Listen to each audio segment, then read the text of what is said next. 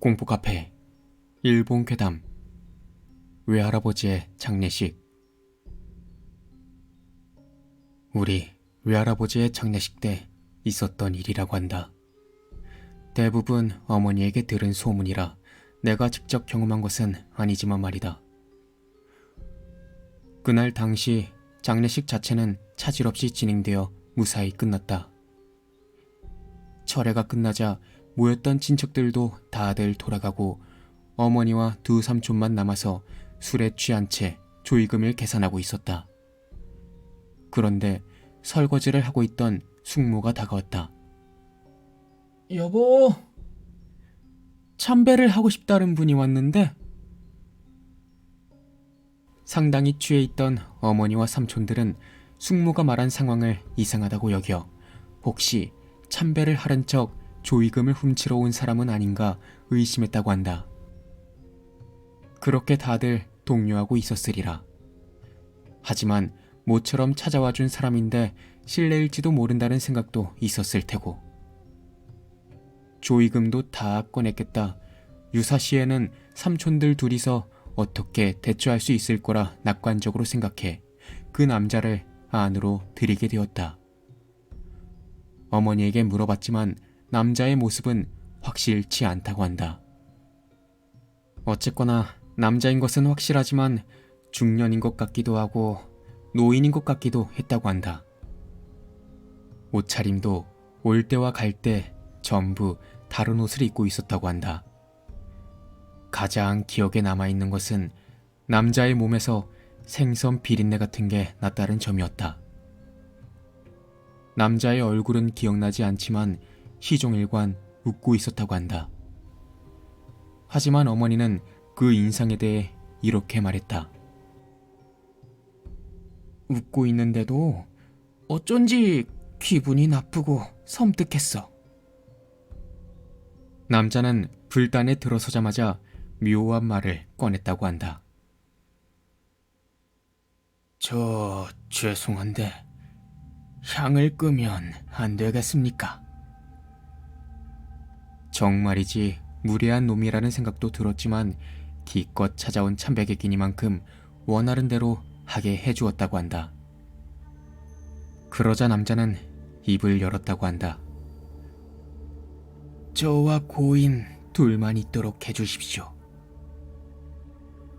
이것 또한 상주를 물리는 무례한 부탁이었지만 향도 다 치웠고 조의금도 없는 데다 딱히 불심이 깊은 집안도 아니라 남자가 원하는 대로 하게 해주었다고 한다. 장지문을 닫고 옆방에서 상황을 살피는데 경을 읽는 기색도 없었다.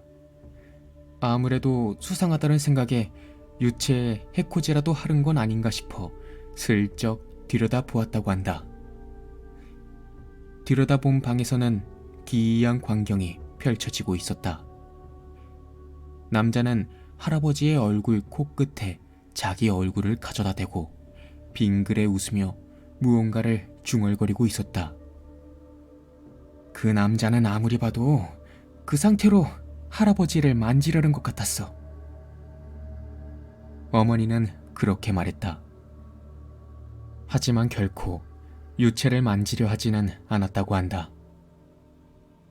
그렇게 한동안 보고 있자니 남자의 중얼거림이 점점 크게 들려오기 시작했다. 무념, 무념, 무념, 무념, 무념, 무념. 남자는 무념이라고 그렇게 분명히 되뇌이고 있었다. 온몸의 털이 곤두서른 기분이었다고 한다. 남자의 얼굴은 여전히 웃고 있었지만 어쩐지 화를 내는 것처럼 보였다고 한다. 삼촌들은 갑자기 겁이 나 장지문을 조심스레 닫고 옆방에서 한마음이 되어 경을 읊었다고 한다.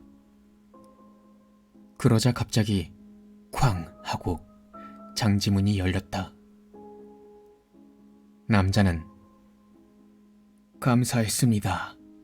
오늘은 이만 돌아가 보도록 하겠습니다.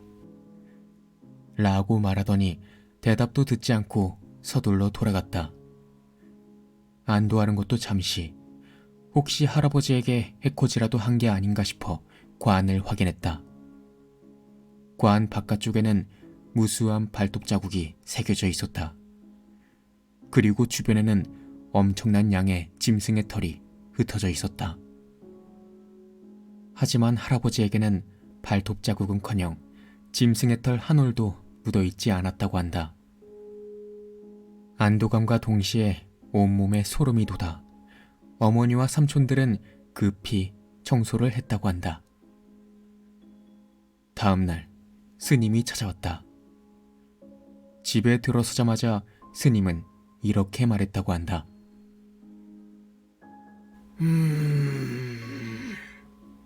짐승 냄새가 나는구려. 만약을 대비해 돌아가신 분 방에 향을 피워두길 잘하셨습니다. 어제 있었던 일들이 현실이었구나 싶어 다시금 소름이 돋았다고 한다. 이야기를 다 들은 나는 그런 짓을 하는 건 필시 여우일 거라 여겨 어머니에게 그렇게 말했다. 하지만 어머니는 나를 꾸짖었다. 아이 바보야, 괜찮아. 여우님은 그런 나쁜 짓은 하지 않아. 우리 집에서는 모시지 않지만 여우님을 나쁘게 말해서는 안 된단다. 나는 그래서 그럼 도대체 뭐냐고 되묻자 어머니는 갑자기 입을 다물어 그날은 더 이상 이야기를 들을 수 없었다. 그 남자의 정체가 무엇인지는 아직도 미스테리다.